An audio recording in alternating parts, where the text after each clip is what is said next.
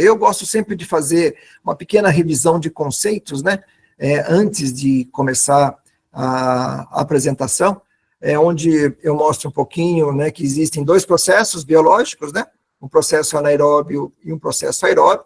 Esse aqui é o processo aeróbio, né, um processo já consagrado, desenvolvido desde o início do século passado, um processo que funciona bem, né, porém, né, aqui nesse processo a gente gasta muita energia, né, porque a gente tem um tanque, onde quando a gente introduz aqui a matéria orgânica, existem bactérias que vão se desenvolver para degradar essa matéria orgânica, né, e essa matéria orgânica basicamente é convertida, 50% vai para lodo, né, para novos micro-organismos, e 50% vai ser oxidado a CO2 e água, né. Então, é um processo que gasta muita energia, né, a gente já vê aqui 1 kW de energia, né, por quilo de DBO, e os processos são de baixa taxa, então são equipamentos de grande porte. Depois nós temos o processo anaeróbio, né, os reatores anaeróbios. Neste caso, o processo acontece ao contrário do processo aeróbio, né, ou seja, num tanque, num reator anaeróbio, né, na ausência de oxigênio, as bactérias vão provocar uma série de reações bioquímicas e fazer a conversão da matéria orgânica, transformando-a em biogás, né, até 85% em biogás.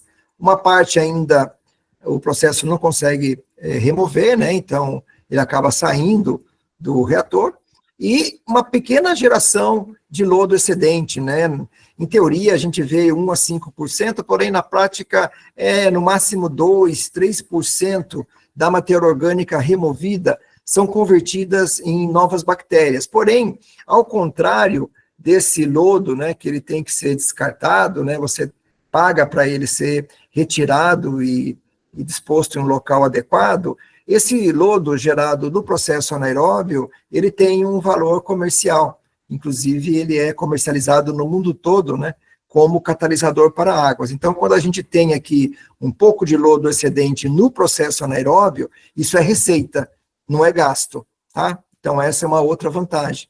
E os modernos processos anaeróbios, né, que foram desenvolvidos pela Pax, que trabalham com altas taxas de aplicação, são processos muito mais compactos, né, como a gente vai ver aqui nessa apresentação. E o fluxograma, né, que nós entendemos que seria o fluxograma ideal para a maioria dos setores, né, setores de alimentos, bebidas, indústrias de papel, né, laticínios, é o processo misto, onde nós temos um processo anaeróbio na frente e um processo complementar aeróbio depois. Então, nesse fluxograma, que é utilizado em todo o mundo com bastante sucesso, a matéria orgânica entra aqui, né? Aqui nós removemos 80% a 90% da matéria orgânica, né? É transformada em biogás, que pode ser aproveitado, uma parte é transformada em lodo, que pode ser vendido, e a matéria orgânica que não foi convertida aqui, né, esses 10% a 20%, nós dimensionamos um processo aeróbio, né, para fazer esse polimento final. Então, aqui nesse caso, utilizando esse fluxograma, a quantidade de energia que é utilizada aqui não é mais para o 100% da matéria orgânica, como num processo aeróbio 100% puro, né? Nesse caso, nós adicionamos energia somente em função, né, da matéria orgânica que o reator anaeróbio não conseguiu remover. Então, aqui nós conseguimos reduzir em muito, né, a geração de lodo aeróbio excedente.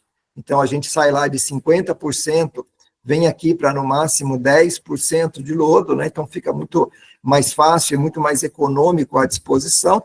E a qualidade do efluente aqui no final é a mesma qualidade que a gente obtém utilizando os processos convencionais de lodos ativados, né?